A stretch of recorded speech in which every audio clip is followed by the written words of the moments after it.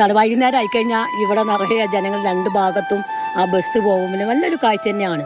ഇപ്പോൾ പിന്നെ നമുക്ക് അതൊന്നും പറ്റില്ലല്ലോ, അങ്ങനെ നിൽക്കാനോ സംസാരിക്കാനോ. ഒരുപാട് ജനങ്ങളായിരിക്കും ടൗണിലും പാലത്തിലും.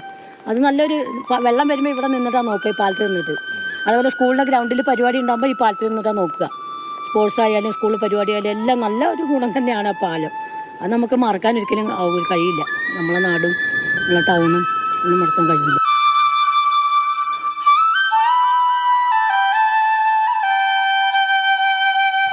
ഉരുൾപൊട്ടലിൽ എല്ലാം തകർത്തെറിഞ്ഞ് രൗദ്രഭാവം പൂണ്ട പുന്നപ്പുഴ മുണ്ടക്കൈയെ ബന്ധിപ്പിക്കുന്ന ഏക ആശ്രയമായ ചൂരൽമല പാലവും തകർത്തെറിഞ്ഞു.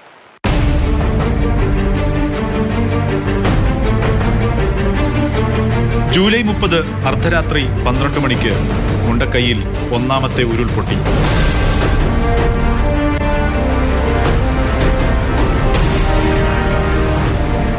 ചൂരൽമലയിലെ പാലം കുലുങ്ങിയില്ല. പക്ഷേ 2 മണിയോടെ രണ്ടാമത്തേത് പൊട്ടി. അരനൂറ്റാണ്ടോളം പഴക്കമുള്ള ചൂരൽമല പാലം നിന്ന സ്ഥലത്ത് പിന്നെ കുത്തിയൊഴുകുന്ന പുന്നപ്പുഴ മാത്രം.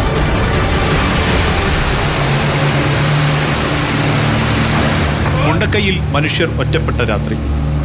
മരിച്ചു വീണവർക്കൊപ്പം പാതിജീവനും കയ്യിൽ പിടിച്ച് നൂറുകണക്കിന് മനുഷ്യർ.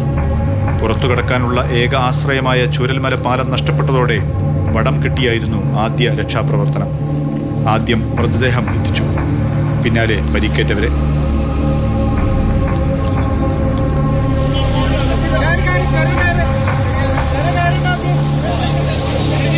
വൈകാതെ ഇന്ത്യൻ സൈന്യത്തിന്റെ ഇടപെടലുണ്ടായി. ഡൽഹിയിൽ നിന്നും ബംഗളൂരുവിൽ നിന്നും പാലം നിർമ്മാണത്തിനാവശ്യമായ സാമഗ്രികൾ വിമാനമാർഗം എത്തിച്ചു. യുദ്ധകാലാടിസ്ഥാനത്തിൽ ബെയിലി പാലം നിർമ്മാണം പൂർത്തിയാക്കി.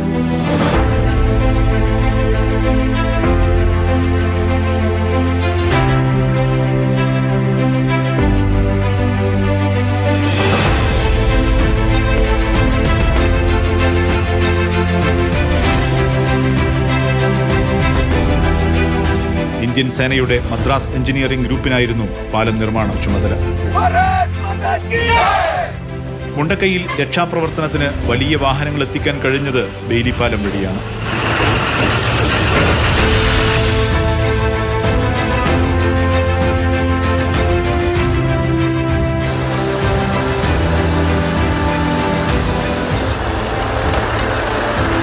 വളരെ സഹായമുണ്ട് ഈ പാലം ഉണ്ടാക്കിയത്. അതുകൊണ്ടാണ് ഇപ്പോൾ ഈ ചപ്പൊക്കെ കൊണ്ടുവരാൻ പറ്റിയത്. നല്ലൊരു ആശ്വാസമാണ് ഞങ്ങൾക്ക് ഈ ഒരു പാലം ഇവിടെ അവർ ഫിറ്റ് ചെയ്ത് തന്നതിന്. അതിന് ഞങ്ങൾ അവരിനെ എത്രമാത്രം നന്ദി പറഞ്ഞാൽ നമുക്ക് തീരില്ല. നന്ദി.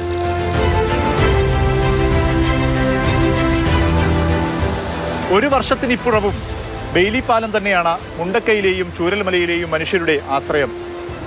ഇടയ്ക്ക് പാലത്തിന്റെ ബേസ്മെന്റിന് ബലക്ഷയമുണ്ടായെങ്കിലും പിന്നീട് ഇത് പരിഹരിച്ചു. ഇപ്പോൾ നിയന്ത്രണങ്ങളോടെയാണ് ബെയിലി പാലത്തിലൂടെ വാഹനങ്ങൾ കടന്നുപോകുന്നത്. നാടൊരുമിച്ച് നടത്തിയ രക്ഷാപ്രവർത്തനത്തിന്റെ പ്രതീകമാണ് ഇന്ന് ബെയിലി പാലം. പക്ഷേ മുണ്ടക്കൈ എസ്റ്റേറ്റുകളിൽ തൊഴിലെടുക്കുന്ന നിരവധി മനുഷ്യരുണ്ട്. അവരുടെ യാത്രയും കച്ചവടവുമെല്ലാം സുഗമമാവണമെങ്കിൽ ഇനി പുതിയ പാലം വേണം.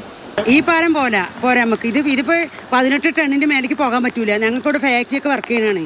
ആ ഫാക്ടറിയൊക്കെ ഇപ്പോൾ നിർത്തിലാക്കിയിരിക്കണേ. അതിന് ചായപ്പൊടി കാര്യങ്ങളൊക്കെ പോകണം. ഇപ്പോൾ കമ്പനി നമുക്ക് അതൊക്കെ പിന്നെ വിറ്റാലും ഞങ്ങൾക്ക് ഒരു മെച്ചം ഉണ്ടാവുള്ളൂ. അത് പോകണമെങ്കിൽ ഇവിടെ നല്ല പാലം വേണം.